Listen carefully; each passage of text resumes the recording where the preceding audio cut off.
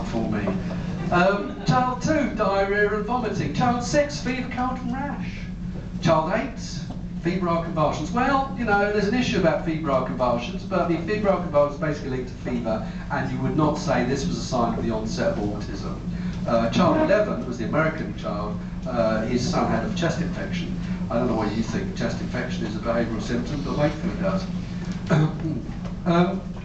I should say that's not actually a picture of Dr. Wakefield. Now, his explanation, he said that the other authors, he said, I had nothing to do with it, the other authors did it. All I did was to take what the clinicians prepared, when it was the MMR, although Mrs. One does believe that one had an illness 7 to 10 days after MMR, when he was pale, query fever, query delirious, but wasn't actually seen by a doctor. Now, in case you don't know, query is asking a question. I mean, not difficult stuff, but he's asking a question. So clearly, the clinician who faced charges alongside Wakefield, Professor John Walker-Smith, said, well, did you notice anything after his MMR? And she said, well, he's pale. And he said, well, did he have a fever? And she said, well, yeah, he might have done.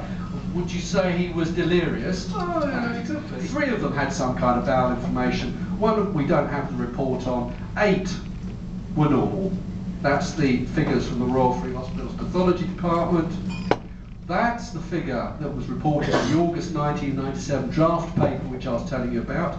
So it had gone from there, if you look at the red, which is the inflammation, I suppose we could call it, gone to there, it's jumped to 8 by August 1997, and in the paper that was actually published, the inflammation had gone up to 11. And so there's the genesis of the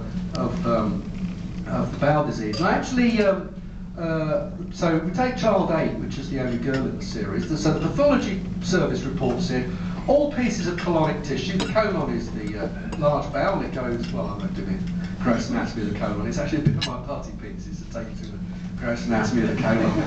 It goes down very well with medical students.